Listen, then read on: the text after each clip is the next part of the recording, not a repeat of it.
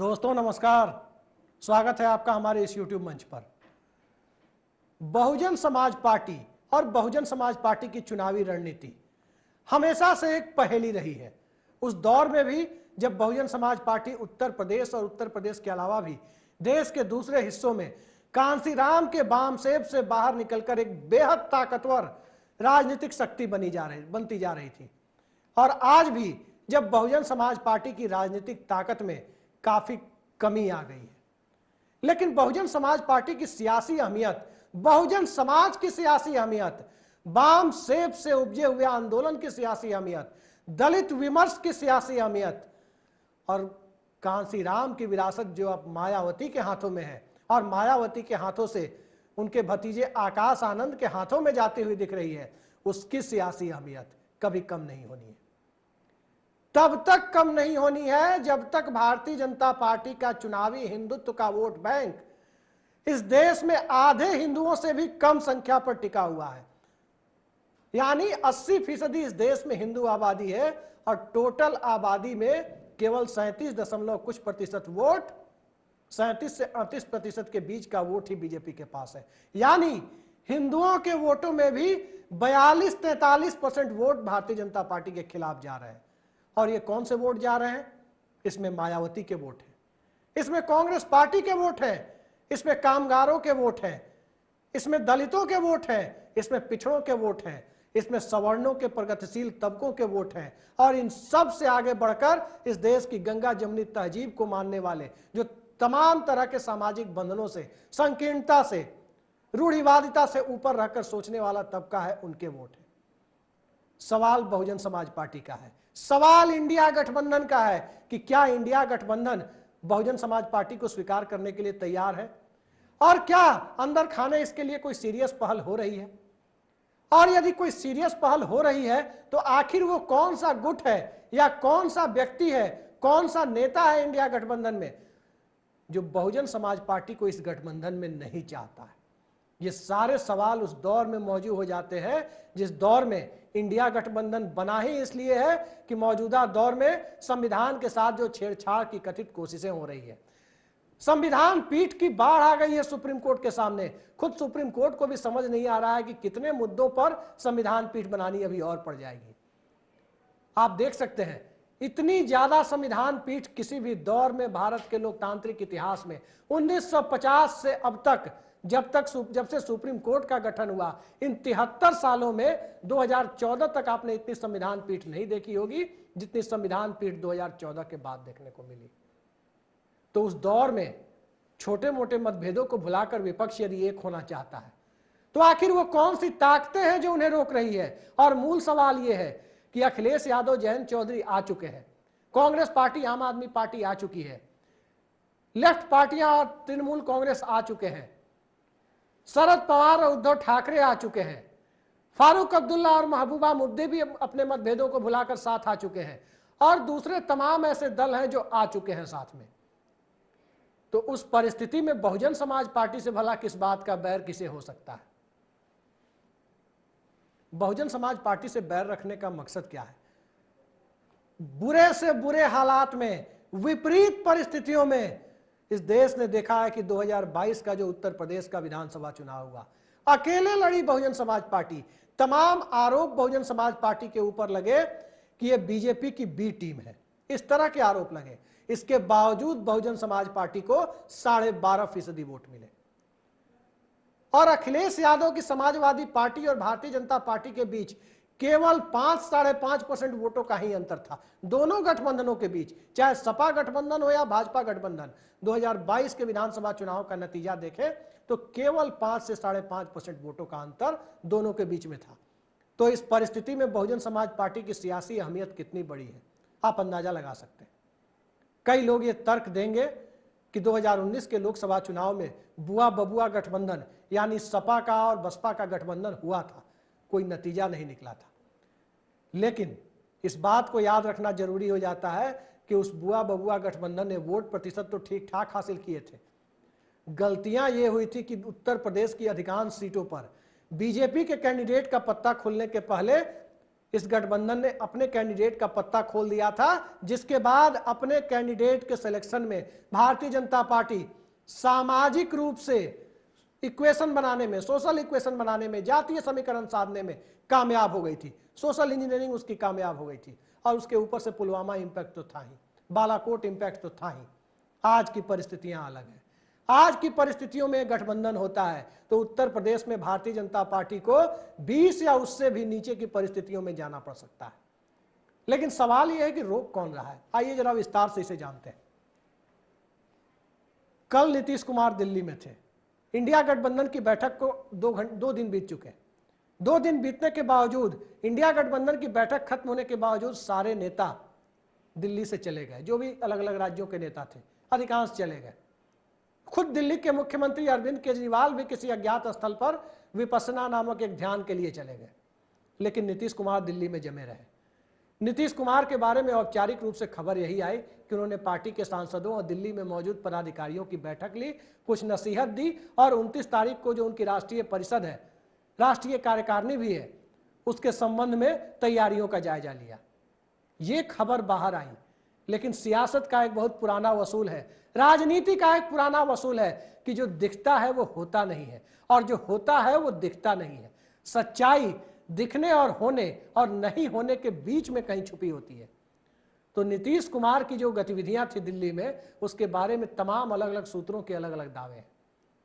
कई सूत्र ये दावा कर रहे हैं कि नीतीश कुमार मायावती के टच में है, मायावती के लगातार संपर्क में है और जीतोड़ कोशिश कर रहे हैं कि मायावती गठबंधन का हिस्सा बन जाए, इंडिया गठबंधन के साथ आ जाए। उत्तर प्रदेश में हो सकता है कि उन्हें कुछ कम सीटें मिले, हो सकता है कि 25-30 सीटों पर उन्हें रुकना पड़े। लेकिन दूसरे राज्यों में सांकेतिक सीटें, मसलन उत्तर प्रदेश, बिहार, उत्तर प्रदेश में तो पूरी सीटें मिलेंगी, लेकिन दूसरे राज्यों में सांकेतिक सीटें, मसलन बिहार, राजस्थान, हरियाणा, मध्य प्रदेश, इन सब राज्यों में एक आध सीटें उन्हें दे करके कुछ हद तक भरपाई की जा सकती है। हो सकता है कि कहीं कर्नाटक में भी एक सीट मिल जाए। इस ढंग से बहुजन समाज पार्टी को, हो सकता है पंजाब में भी दे दी जाए। इस ढंग से बहुजन समाज पार्टी को जोड़ने की कवायद अंदर खाने नीतीश कुमार ने शुरू की है। इस बात को लेकर के काफी चर्चा गर्म है। दूसरी बात, मायावती आखिर नीतीश कुमार के अलावा किसके संपर्क में है, इंडिया गठबंधन के किस नेता के संपर्क में है। इस बात को कहने के पहले मैं आपको यह बता दूं कि मायावती की जो प्रेस कॉन्फ्रेंस हुई है और जो बात उन्होंने कही है, उसमें बिटवीन द लाइंस पढ़ने के लिए काफी चीज है। चलिए पहले आपको बताता हूं कि मायावती के अच्छे संबंध नीतीश कुमार के अलावा किन किन नेताओं से हैं। लालू यादव से हैं, लेकिन लालू यादव से ऐसी कोई बात मायावती की हुई हो तो मैं नहीं जानता। अब तक कोई किसी सूत्र के हवाले से ऐसी कोई खबर नहीं आई है कि लालू यादव और मायावती के बीच भी कोई संपर्क हुआ है। हो सकता है हुआ हो, जो किसी को पता ना हो। लेकिन मायावती के बारे में एक बात दावे के साथ कई लोग कह रहे हैं, लुटियंस, दिल्ली की सियासत को समझने वाले लोग कह रहे हैं कि कांग्रेस की पूर्व अध्यक्ष सोनिया गांधी के साथ वो लगातार संपर्क में बनी हुई है। हो सकता है सार्वजनिक तौर पर जब उनसे पूछा जाए तो इस बात को डिनाई करे, इससे इनकार करे, लेकिन वो संपर्क में बनी हुई है। इसके अलावा प्रियंका गांधी और आकाश आनंद के बीच भी डायरेक्ट या किसी अन्य व्यक्ति के, किसी अन्य संपर्क सूत्र के माध्यम से संपर्क बना हुआ है। इस बात की तस्दीक दोनों तरफ के लोग ऑफ द रिकॉर्ड कर रहे हैं। ऑन द रिकॉर्ड कोई नहीं करेगा, और क्यों नहीं करेगा जरा इसे भी देख लीजिए। बात दरअसल यह है कि तेजस्वी यादव को आप देख सकते हैं, कल उन्हें ईडी के सामने यानी 22 दिसंबर को ईडी के सामने पेश होना है। 27 दिसंबर को लालू यादव को पेश होना है। अरविंद केजरीवाल को आज यानी 21 का ही नोटिस था, वो धत्ता बता कर गए हैं। हेमंत सोरेन लगातार ईडी के निशाने पर है। शिवसेना और एनसीपी को ईडी के सहारे तोड़ा जा चुका है। तमिलनाडु में डीएमके पार्टी के कुछ नेताओं के खिलाफ ईडी है। ममता बनर्जी के भतीजे अभिषेक बनर्जी के पीछे ईडी पड़ी हुई है। तो भला इस परिस्थिति में मायावती क्यों चाहेंगी कि जब तक चुनाव की आचार संहिता न लगे तब तक वो किसी गठबंधन के साथ जाकर के खड़ी हो जाए। दूसरी बात, मायावती यदि गठबंधन का हिस्सा बनती हैं और चुनाव आचार संहिता के लगने के बाद, चुनाव का औपचारिक ऐलान होने के बाद मायावती इंडिया गठबंधन की हिस्सा बनती है, तो भारतीय जनता पार्टी तो छोड़ दीजिए, इस देश में कोई ऐसी राजनीतिक ताकत नहीं है जो इतनी बड़ी हिम्मत जुटा सके कि ईडी का इस्तेमाल कर, सीबीआई का इस्तेमाल कर मायावती को जेल में डाल सके। मायावती का वोट 12.5% जरूर दिखता है, लेकिन मायावती यदि जेल पहुंच गई, चुनाव के मौके पे मायावती जेल पहुंच गई, तो जेल भेजने वाली सरकार और उस सरकार के अधीन काम करने वाली सीबीआई, ईडी इस बात को बखूबी समझती हैं कि तब वो 12.5% नहीं, बल्कि इस देश में दलितों का जो तबका है वो एक तरफा सिर्फ इस बात पर पोलिंग कर सकता है कि उसकी सबसे बड़ी आइकन जो मौजूदा राजनीति में है, चाहे भले ही उनकी पार्टी कमजोर है, वो अगर सलाखों के पीछे है तो सलाखों के पीछे भेजने वाली पार्टी को हराना दलित तबके का पहला लक्ष्य है। लिहाजा मायावती को जेल भेज पाने का नैतिक साहस भारतीय जनता पार्टी में नहीं है। इसलिए भी नहीं है क्योंकि जो लाभार्थी चेतना की बात होती है 5 किलो राशन वाली, कि जागो हिंदू जागो और 5 किलो राशन के लिए लाइन में लागो, वो जो नीति लगी हुई है उससे वोट बटोरो, वोट बटोरने की नीति जिस लाभार्थी चेतना के सहारे लगाई गई है, जो रणनीति अपनाई जा रही है, उस लाभार्थी चेतना के सहारे दलितों के एक बड़े हिस्से का वोट ही भारतीय जनता पार्टी को मिल रहा है और वो निर्णायक भी साबित हो रहा है। तो उन दलितों के अंदर राशन वाली चेतना की जगह सामुदायिक चेतना आ जाए, अपने नेता को जेल में देखकर, ये भाजपा कभी नहीं चाहेगी। अब आते हैं मूल मुद्दे पर कि आखिर क्या समाजवादी पार्टी नहीं चाहती कि मायावती इंडिया गठबंधन में रहे? जी नहीं। जो खबर इंडिया गठबंधन के बैठक से अंदर से बाहर आई वो आधा सच आप तक आया। समाजवादी पार्टी कैसे चलती है आपको पता है। मौजूदा दौर में अखिलेश यादव समाजवादी पार्टी के अध्यक्ष हैं, वो सर्वे सर्वा है। मायावती के साथ उनके काफी अच्छे राजनीतिक रिश्ते हैं, इस बात से कोई इनकार नहीं कर सकता। मुलायम सिंह यादव के कमजोर पड़ने के बाद, जिसे बुआ बबुआ अलायंस कहते हैं, जो 2019 में देखने को मिला था, उस अलायंस के आर्किटेक्ट सिर्फ 2 लोग थे, अखिलेश यादव और मायावती। आज की तारीख में अखिलेश यादव और मायावती के, डिंपल यादव के मायावती से बड़े अच्छे संबंध हैं। डिंपल यादव मायावती के पैर छूती है, लेकिन इन सब के बीच, उम्र का लिहाज कर डिंपल यादव उनका पैर छूती है, लेकिन इन सब के बीच मायावती और अखिलेश यादव के संबंधों के बीच कोई तो चेहरा है जो चेहरा नहीं चाहता कि मायावती इस गठबंधन का चेहरा हो, मायावती इस गठबंधन में शामिल हो। एक पुराना वाकया आपको याद दिलाता हूं। 2014-15 का दौर था। जनता परिवार की पार्टियों के बीच एक मुहिम चली कि एक दल बनाया जाए। समाजवादी पार्टी, राष्ट्रीय जनता दल यूनाइटेड, एसडी देवेगौड़ा की पार्टी, ओम प्रकाश चौटाला की पार्टी, सभी इकट्ठा हो गई। मतलब जो चंद्रशेखर और वीपी सिंह और देवीलाल की विरासत थी जनता दल, वो सब एक जगह इकट्ठा हो गई और सबने ये तय किया कि एक दल के रूप में परिणत हुआ जाए और मुकाबला किया जाए बीजेपी का। कांग्रेस भी कमजोर पड़ी हुई थी, लिहाजा एक अल्टरनेटिव जरूरी था। उस पूरी मुहिम को सिर्फ एक व्यक्ति ने, जैसा राजनीतिक गलियारों में चर्चा होती है उस चर्चा पे भरोसा करें तो सिर्फ एक व्यक्ति ने पलीता लगाया, नाम था रामगोपाल यादव। रामगोपाल यादव के बारे में कहा जाता है कि वो नहीं चाहते थे कि ये जनता दल बने, एक दल के रूप में इकट्ठा हो। सबने तय किया था कि मुलायम सिंह यादव को राष्ट्रीय अध्यक्ष मान लिया जाएगा, उन्हें पार्टी का चेहरा मान लिया जाएगा।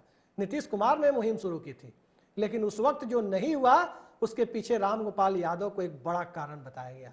और बड़े कारण के पीछे जो कारण था वो ये बताया गया कि तब शरद यादव जीवित थे, वो राज्यसभा में थे और राज्यसभा में समाजवादी पार्टी के नेता के तौर पर रामगोपाल यादव हैं।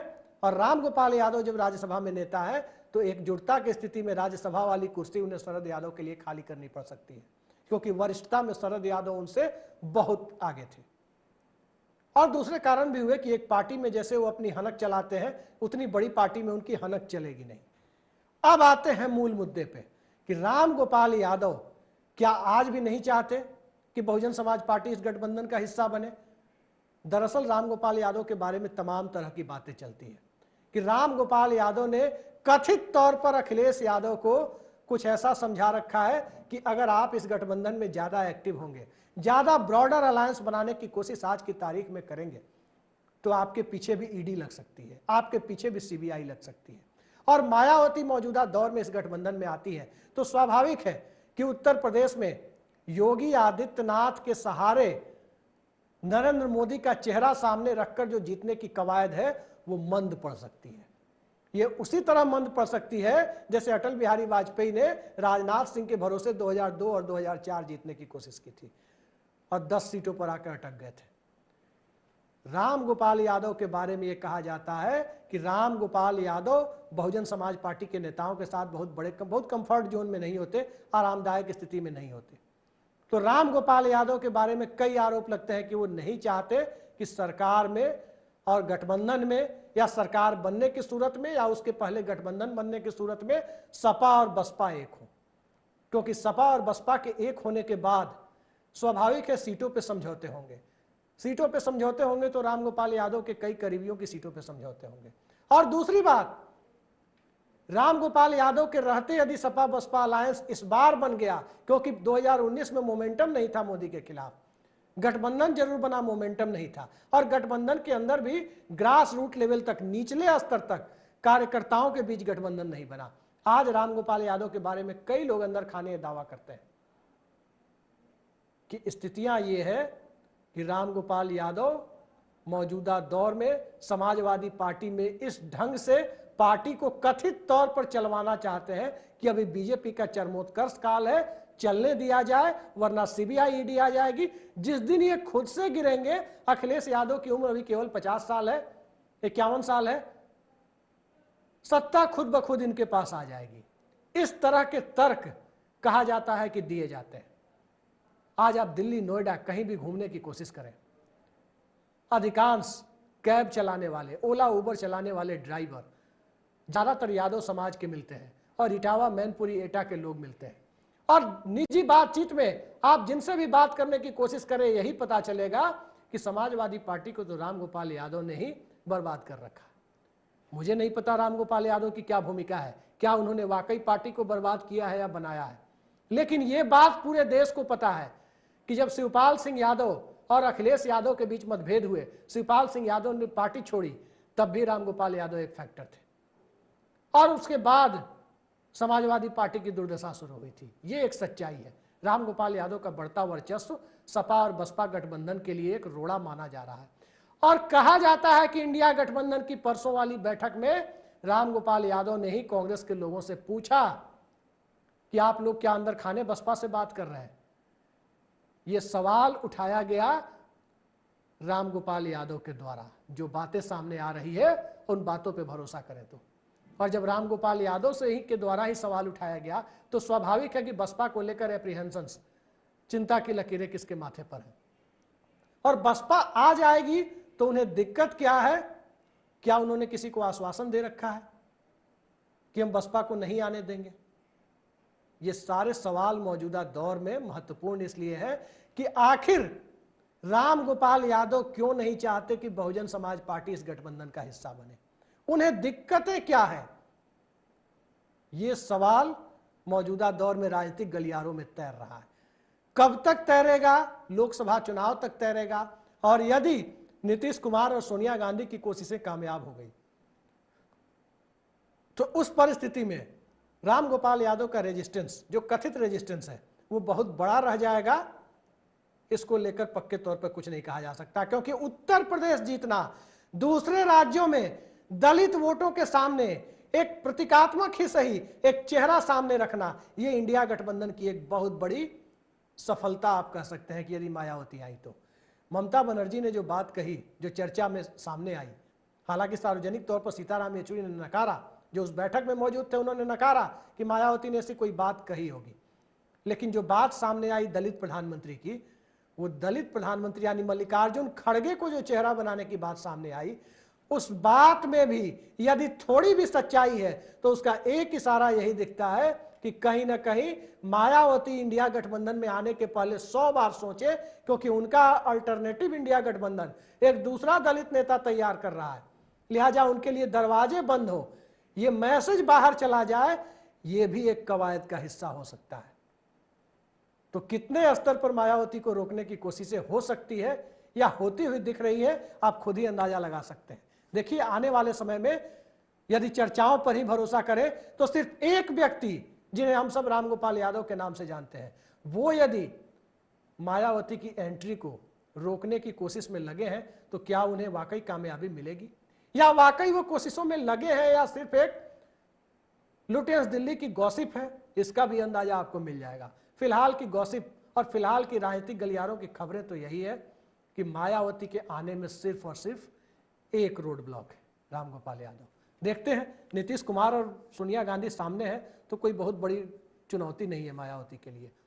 फिलहाल के लिए इतना ही। नमस्कार।